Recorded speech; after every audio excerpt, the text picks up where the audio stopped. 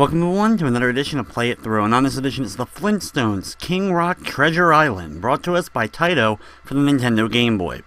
One of many of the Flintstones games that Taito created, it's very similar to those games, but it does have a pretty unique aspect to it.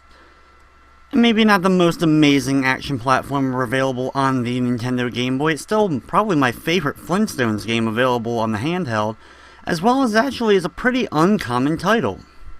And compared to a lot of the Flintstones movie-based games that came out around the same time, this is a pretty nice change of pace. So here we go with the Flintstones King Rock Treasure Island. And it starts off with a little bit of a story to get you into the game.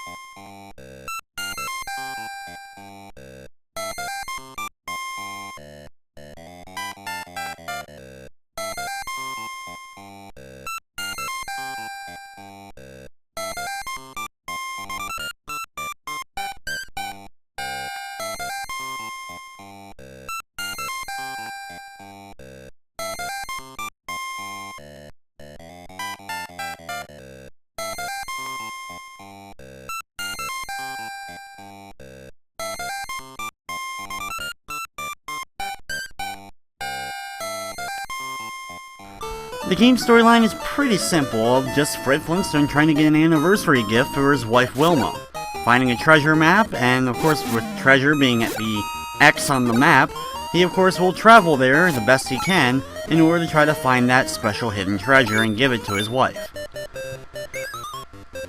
Now of course the graphics are actually pretty nice and on par with the NES counterpart for the Flintstones games. There's some pretty nice sprite work here, especially on some of the larger character models. The main weapon that Fred will be using is his throwing axes that he can throw at enemies, and you've noticed already that when you hit an enemy it actually stuns them first, then you have to hit them again in order to get rid of them. This is the key aspect to the game that makes it pretty interesting. You can actually use these stunned enemies, no matter if they're on the ground or in midair. You can actually jump on them and use them to propel yourself up the different platforms, and you're going to be doing this a lot throughout the game. It's kind of the main aspect. Besides just being Fred, you can find random upgrades to give you actually the ability to ride Dino for a period of time until you either complete a level or take your next hit. There's random barrels set around all the levels that you can hit in order to get different power-ups, including the kazoos, as well as the different wheels that you get, both of which will give you more score. But besides just point, collecting enough gizmo icons will give you an extra life. After making it to the end of the first level, we face our first boss, and when we get on screen, don't move at all. Instead, stay on the far left side, well, at least if you have Dino, and just keep firing axes from Dino. Once you get the bang icon to stay on the dinosaur's head, you can then jump on top of him to get over and complete the first level of the game. Kind of interesting that you actually don't defeat the bosses here, you end up just stunning them so you can get past them. But there is a few bosses you will actually defeat. Now level number 2 takes place in a desert, and I have to admit that this level actually reminds me of levels from Adventure Island 2 for the NES and Adventure Island for the Game Boy. You can see at the bottom of the screen we have our life counter, our score, as well as how much health we have left. You have 4 hearts to start with, and every time of course you take a hit, you end up losing one of those hearts, but you can regain some of those hearts as you go through the game. Sometimes you'll just be laying out, and other times of course you'll have to break open barrels like you've been doing to get the other items in order to find some hidden hearts to replenish your health. Watch out for these crazy dinosaurs spinning in the ground here, as you'll have to jump over them as they keep moving. You can't actually stun them, so you just have to jump over them and keep going. Be careful when you go down and up the slopes here that you use the momentum to your advantage, and don't end up jumping either into enemies or landing in the quicksand below and sink too far down to lose a life that way. One of the worst enemies to deal with though in this level is the giant spikes that come out of the ground, since these take up a pretty good amount of space and can hit you whether or not they're in the ground or all the way out, can make them rather difficult to avoid.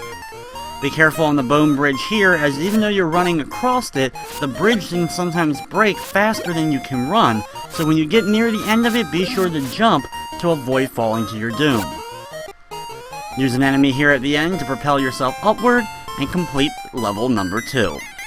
Now level number 3 is one of 2 different driving stages in the game. These stages break up the gameplay a little bit, so they're pretty fun, and it reminds me also of another great platformer for the Game Boy, in Mickey's Dangerous Chase. Here you can actually control the speed of the car. Of course, going really fast will cause the screen to scroll, and when you slow down, it causes the screen to, of course, slow down when it's scrolling. You have to use this to your advantage, especially in the second driving level later on in the game, to help you avoid some of the more dangerous areas. Usually the worst thing is not actually getting hit by fireballs from the ceiling, but going too fast and causing yourself to either fall down a pit, or worse, getting yourself crushed between the walls and the screen scrolling by.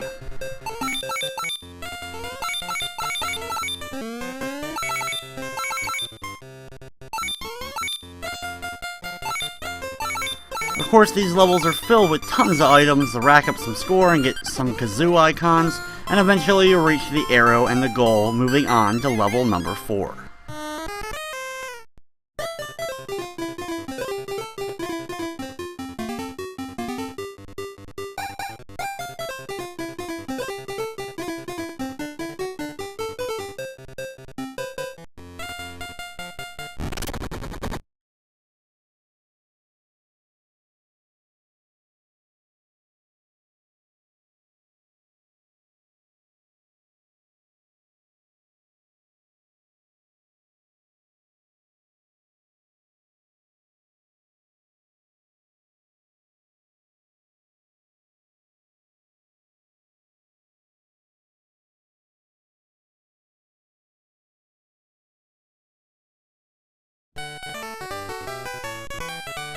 After some more story, we end up in stage 4, the Dark Ship. Now this level is a little bit more confusing than just going from left to right. Starting off, we have to climb along these ropes in order to get up to different platforms. The enemies on these platforms you're not able to actually stun with the axes, so you'll just have to jump over them to avoid them. However, the large crazy robots can easily be stunned and hit twice in order to get rid of them. When you make it to the top here, climb down to the bottom and enter the big open door to move on to the second part of the level. Inside here we get Dino again, and just have to take out each of the giant robots as we work our way down. With Dino in our possession, we can easily take out all these cans in straight lines using his throwing axe in order to break all of them up and then move on to the next part of the level. The second part of the level is definitely tougher than the first part, as you have to deal with jumping fish. The fish themselves can be a bit dangerous, but also you'll have to stun the fish when they jump out of the water to jump on them so you can make it across long gaps of water. Thankfully, if you do have Dino, you'll have some pretty long jumping at your disposal, but with just Fred you may have to actually hit all the fish to make it across different gaps. Then it's time for another boss fight. This giant sea creature fires fire from his mouth that hits the ground and also does a rippling effect. Just time your jumps correctly so you can keep jumping over him and hitting him with your axes. Standing closer to him if you're just Fred, or you can stand pretty decent far away from him if you're Dino. Once he sticks his tongue out that says he's defeated, you climb up it and move on to the next part of the level. Now, while that actually was the boss fight for this particular stage, the thing about it is you still have to continue for a little bit, but you'll eventually just make it to the end goal instead of fighting another boss.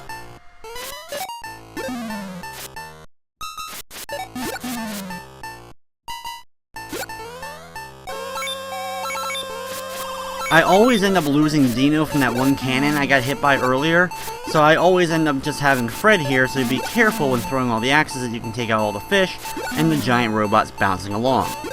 At the end of the area, enter another one of these big giant doors and go inside. The last one we went from top to bottom, but this time we're going from bottom to top, working our way up the little staircases, taking out robots along the way. Pretty simple stuff, and you can grab some items. However, when you make it here, stun the robots so you can jump on them in order to make the big jump up above. Going past the sign here though, completes the level and we move on to stage number 5.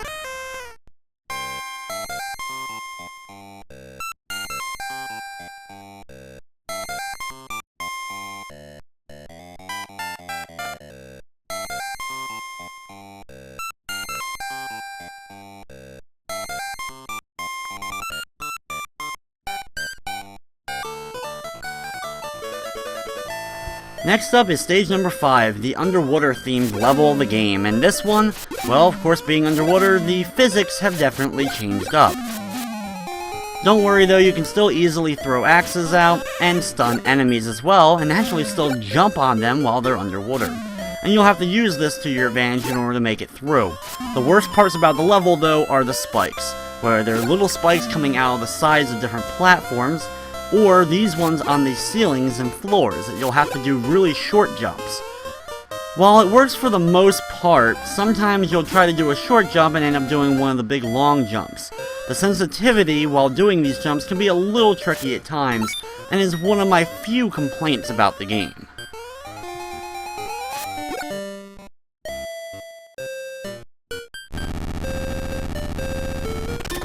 When we make it to the end over here, we land on a giant turtle shell. The turtle shell starts traveling downwards like a giant elevator, and you'll have to move Fred and Dino in between openings in the floor so you don't end up getting crushed by the ceiling as it quickly scrolls down.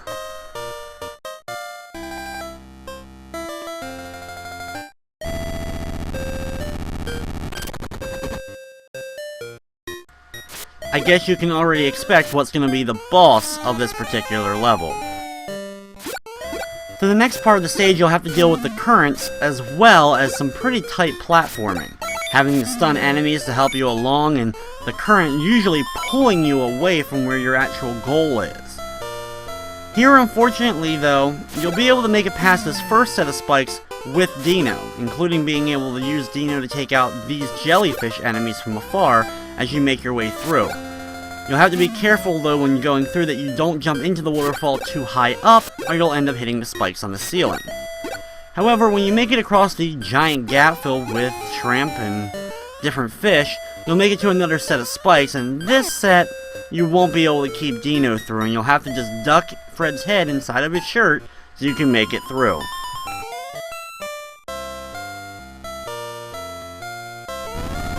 When we make it to the end, once again, we're riding the giant turtle shell as it heads upwards. However, this time around, instead of worrying about getting crushed, we have to worry about, well, a boss fight. This giant turtle dinosaur moves back and forth from the top to the bottom, and always in the same amount of distance every time he does so. Every few ones of these, he will throw out a rock. After delivering enough hits, he'll back away, wait a few seconds, and then he'll pop back, moving a little bit quicker than he did before. However, the pattern remains the same. There will be some slowdown if you get a lot of axes out at the same time that you're fighting him along with the rocks, so be careful of that, and do your best to judge the rocks, either jumping over some rocks or waiting on the ground for certain rocks to bounce over your head. After a bunch more hits, he'll retract again, and then, once again, repeat the process, and you'll have to keep hitting him with axes as he moves a little bit quicker, throwing out rocks once again. However, after this third and final time when he retracts again, he completely disappears, but we complete the stage and move on to stage number 6.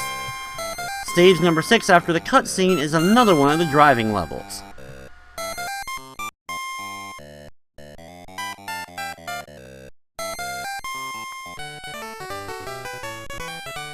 These driving-themed stages are probably my favorite in the game, just to see how fast I can actually get going, and if I can maintain as much speed as possible throughout most of it. Usually I have to slow down once or twice, but I can maintain pretty good speed for most of the stage. This one's a lot tougher than the first one, and I find myself being able to get stuck in some pretty big pits a lot easier. So you'll have to slow up the screen at certain times to make sure that you don't end up getting squashed. Thankfully though, the area and the levels aren't too long, and except for one or two really big jumps, you shouldn't have too much trouble with the platforming elements of this level.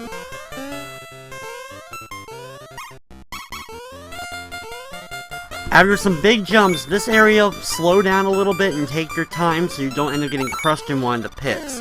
Thankfully you're near the end of the stage though. After quickly going under some fireballs, you'll eventually have to jump over some water. Make a big jump over a giant dinosaur and then one little small jump to go off screen and complete the area. You'll then move on to stage number 7, the final level of the game.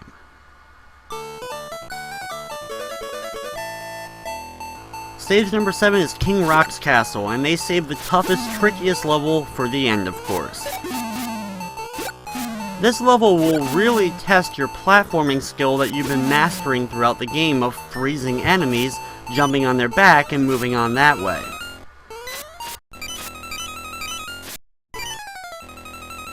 Be careful you don't end up getting crushed by the big dinosaurs that are hanging from the ceiling that come down at you like thwomps from Mario anytime you get near them. Up here you'll have a giant screaming ball ghost trying to chase you down. Just let it jump over you before you continue moving up to the top area.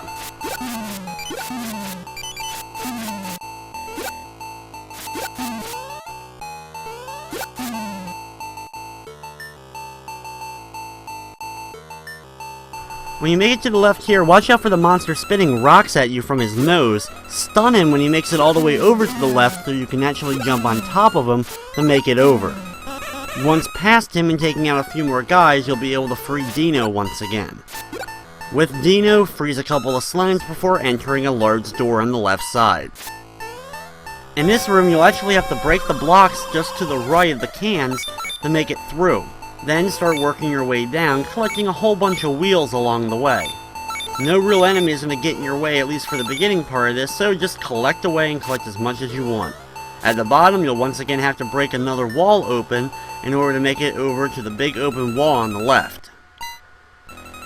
In the next room, you'll have to wait for the skeletons to come towards you so you can jump on them to make it over the gap. And now this is where the platforming really begins in the level. You're pretty much going to have to time a lot of the skulls throughout the rest of the area to make it over a large amount of the gaps. Unfortunately here I end up losing Dino from one of the slimes right before I make it to this creature that breaks open blocks. You don't want to end up falling down to the area with him because you'll have to make your way all the way back around.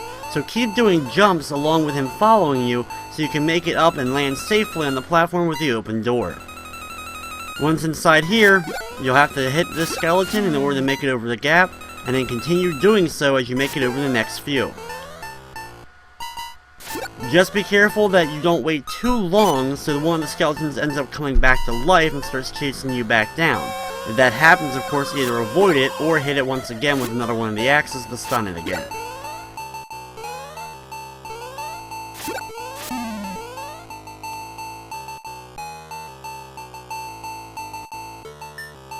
And the next room is where the real tricky platforming for this game at least comes in.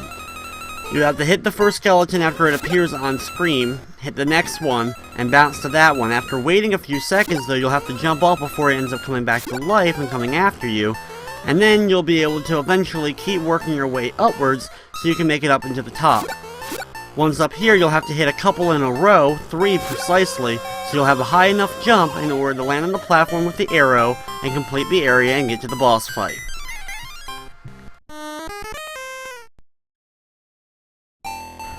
Now it's time for the final boss of the game, and this boss is a giant floating skull. The skull will float along the top of the screen every so often, leaving a crystal that will come flying at you.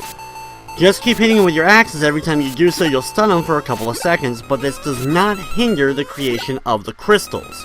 Just be sure to get out of the way of the crystals while doing so. He'll then stop flashing when you hit him and drop down to be on more eye level with you, allowing you to hit him over and over and over again, preventing him from even moving if you mash the attack button quick enough. After delivering enough hits from that, he'll sink back down into the pile of bones below. A couple of seconds later, he'll pop back up, moving a little bit quicker this time around, but repeating the process. Floating along the top with the crystals, and then doing the same in the middle area, but allowing you to hit him as many times as you want to. He'll then go back down to the skeleton below, but be sure to jump over him so you don't end up hitting the points on his crown. Eventually, he'll stop in place, wait a few seconds, and then pop up all the way to the ceiling again, and go at you one more time, making some more crystals, and having to keep hitting him over and over again and making him flash. When he drops down to the middle level this time though, keep hitting him as many times as you can to finish him off and sit back and enjoy the ending to Flintstones King Rock Treasure Island.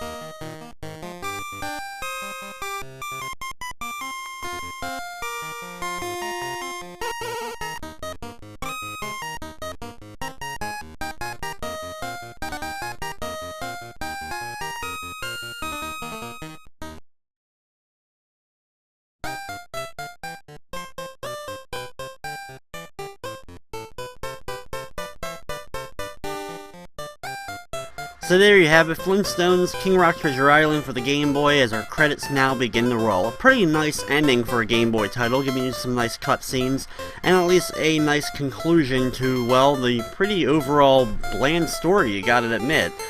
However, the Flintstones games really, of course, don't have to have a real elaborate story, as they actually pretty much stand by themselves as good action platformer games. Taito did a good job of taking the license and doing a pretty good job with it during the NES and Game Boy eras. And if you're not a fan of the Taito games, you gotta admit, it's better to play these than play the Flintstones games that were made by Ocean related to the Flintstone movie. With the Flintstones being one of the most important cartoons of all time, it was no surprise even so many years later when video games came around that there was so many games put out for them. Games on the Game Boy, games on the MXX, games on the Commodore, games on the Amiga, PlayStation 1, PS2, Sega Master System, and so many more. But that's going to wrap up this edition of Play It Through. I'd like to thank you for watching, and of course, I hope you enjoyed.